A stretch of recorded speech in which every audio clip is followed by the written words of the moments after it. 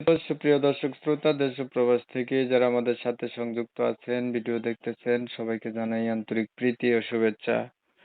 বন্ধুরা, আমি কথা বলছিলাম সুইট মিষ্টি একটু আপু। অডিও কলে সংযুক্ত হয়েছে, প্রতিবেদন করবে, কয়েকদিন আগে থেকেই সংযুক্ত। কেন আসলো প্রতিবেদনে?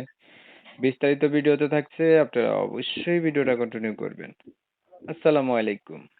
ওয়ালাইকুম আসসালাম। আসসালামু আলাইকুম। ওয়ালাইকুম আসসালাম, কেমন আছেন? হ্যাঁ ভাইয়া, ভালো আছি। ভালো আছেন? এই তো আলহামদুলিল্লাহ ভালো আছি। আপু, আপনি প্রতিবেদনে কেন আসলেন? ভাইয়া অনেক কষ্ট, তাই প্রতিবেদন আইছি ভালো একটা মনের মানুষের জন্য। অনেক কষ্ট, প্রতিবেদনে আসছেন ভালো একটা মনের মানুষের জন্য। হুম। কেমন ভালো মনের মতো মানুষ আপনি চাচ্ছেন? চাইতাছি বয়স বেশি হোক কম হোক, যে আমাদের সাথে ডাল ভাত খাওয়াইতে পারবো, আমি তারে চাই। বয়স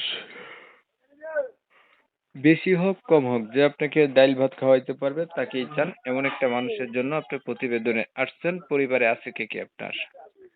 পরিবারে আছে একটা সৎ মা আছে, আর একটা বোন আছে, তার বয়স 7 বছর। সৎ মা আছে, বোন আছে। বোনের বয়স 7 বছর। আপনার বয়স কত? আমার বয়স 18। আপনার বাবা নাই?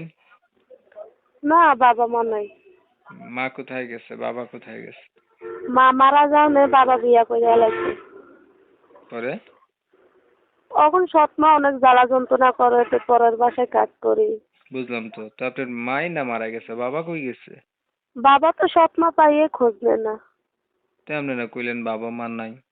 আপনার সৎমার কাছে আপনি থাকেন, আপনার বাবাকে আপনার সৎমারে ছেড়ে আরেক জায়গায় থাকে তো আপনার বাবা? বাবা থাকা আর না থাকা একই কথা। আর ঠিক বাবারে আছে, আপনি অস্বীকার করেন?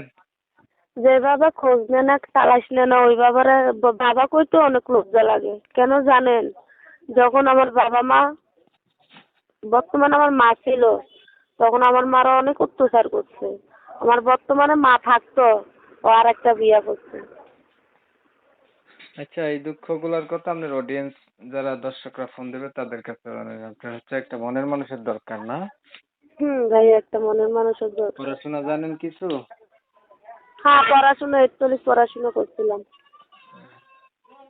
আগে আর কখনো প্রতিবেদন করছিলেন? না ভাইয়া, আর কখনো প্রতিবেদন করিনি।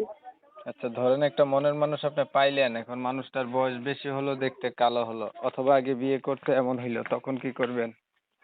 ভাইয়া দেখেন, মাথার চুল কালো, কোরআন শরীফের অক্ষর কালো, মানুষ কালো হলে সমস্যা নেই। তো সে যেমন বয়সেরই হোক, বিয়ে করে থাকলেও কোনো সমস্যা নাই, কালো হইলেও সমস্যা নাই। অবশ্যই। আপনি যে বিয়ে করবে এমন একটা মানুষ পাইলে আপনি খুশি। আপনার ক্লাস 8 পর্যন্ত পড়াশোনা আছে, পরিবারের হিসাব করলে আপনার বাবা থাকতেও নাই, সৎ মা, নিজের মা নাই, ছোট বোনকে নিয়ে সৎ মায়ের কাছে থাকেন, অনেক কষ্ট আপনি পান, এই তো? ভাইয়া। আর কিছু বলবেন? না ভাইয়া, আর কি বলবো। দর্শক শ্রোতা ওনার কথা শুনছেন, তবে আমি আন্তরিকভাবে দুঃখ প্রকাশ করছি। এই আপুটির হচ্ছে ইউটিউবে আপডেট দেওয়ার কারণে নতুন নিয়ম মানতে গিয়ে ওনার নাম ঠিকানা আমি আপনাদের মাঝে নিতে পারি নাই। আপনারা ওনার কাছ থেকে অবশ্যই জেনে নেবেন। ওনার প্রতিবেদনে আসার কারণ আপনারা জানছেন, মনের মতো একটা মানুষ চাচ্ছে, যেমন বয়সেরই হোক, বিয়ে করে থাকলেও আগে অসুবিধা নেই। মনের সাথে মন যদি মিল খায় ডিরেক্টলি বিয়েতে চলে যাবে, যেহেতু সৎমার অত্যাচারে অতিষ্ঠ উনি।